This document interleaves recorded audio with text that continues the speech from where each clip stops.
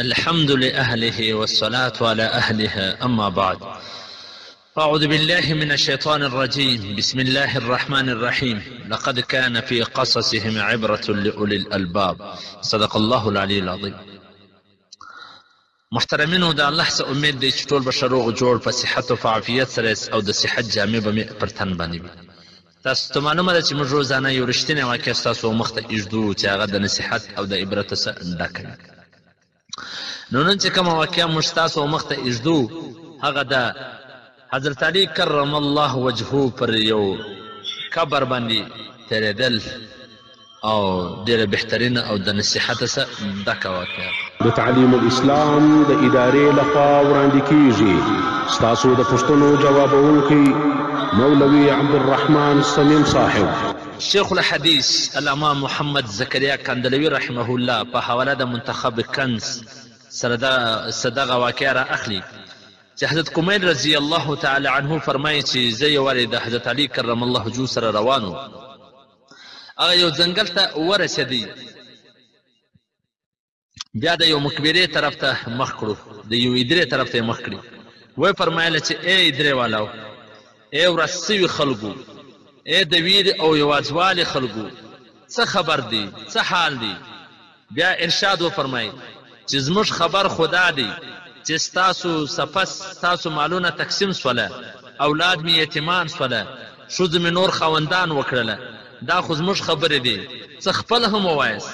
د دې نه پسې حضرت کمیل رضی الله عنه فرمایي چې زما طرف ته یې وکتل او ویې فرمایل چې ای کمیله، که چیرې دې خلکو ته د ویلو اجازت ولی او دی ویلی شوی نو دی به په جواب کې ویلی وی چې بهترینه توشه چې کومه ده هغه تقوا ده. دا یې وویله او بیا په ژړا سو. ویې فرمایل چې ای کمیله، قبر د عمل صندوق دی او د مرګ په وخت کې به خبره معلومه سي. منتخب کنز. په یو حدیث کې راځي چې نبی کریم صلی الله علیه و آله وسلم صحابه کرام رضوان الله علیهم اجمعین ته وفرمایله چې کله یو سړی قبر ته ځي نو د ده سره درې شیان ځي. یو د ده مال چې په عربو کې دا دستور و، دویم د هغه خپلوان، دریم د هغه عمل. دا دوه چیزونه مال او خپلوان به ځینې د دفن کولو څخه بعد واپس راځي، عمل به ورسره پاتې سي. نو نبی کریم صلی الله علیه و آله وسلم وفرمایله چې تاسو ته معلومه ده چې ستاسو مثال او ستاسو د بال بچ او د عملونو مثال څه دی؟ صحابه کرام رضوان الله علیهم اجمعین په پوښتنه نبی علیه الصلاة والسلام ارشاد وفرمایي چې د دې مثال داسې دی لکه د یو سړي درې ورونه وي او هغه مړه کیږي.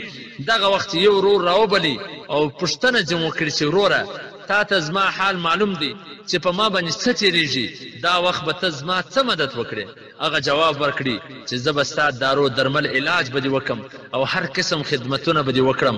کله چې ته مړ سې غسل به درکړم، کفن به درته واغوندم او په اوږو به دې پورته کړم، یو به جسم او د پټولو څخه پس کې به ستا ذکر خیر کوم.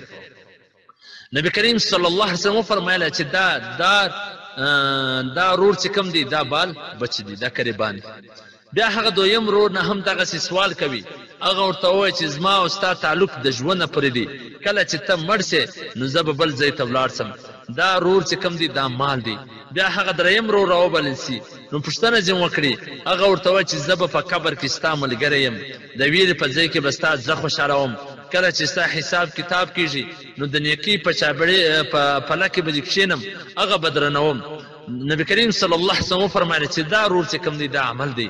نبی علیه الصلاة والسلام بیا وفرمایله چې اوس تاسو وښایاست کوم رور ډېر فایدهمند دی په دا درې ورونو کې. یو ورور هغه دی چې هغه دې په ژوند کې علاجونه کوي، خدمتونه دې کوي، چې کله دې مړ سې پر ادرې له دې ویسې پټ دې کوي، بیا واپس راځي. دا چې کوم قریبان بال بچه دي. او دویم ورور چې کوم دی هغه مال دی چې هغه چې کله ته مړ سې دا مال بل چا له ولاړ سي. او دریم ورور چې دی هغه اعمال دي چې سړي سره قبر ته ځي. نو صحابه رضوان الله علیهم اجمعین ورته عرض وکړي چې ای د الله رسوله صلی الله علیه و آله وسلم بس دغه رور فایدهمند دی کوم چې زموږ سره قبر ته ځي او بیا د قیامت پر ورځ زموږ ترازو پله درنوي. دا خو فایدهمند دی، دا نور خو چې کوم دی هغه دومره فایدهمند نه دی. په حواله د منتخب کنز. نو محترمینو ایله کومه چې تاسو خپل اعمال خپل اخرت د مال دپاره د اولاد دپاره د قریبانو دپاره خراب نه کړئ.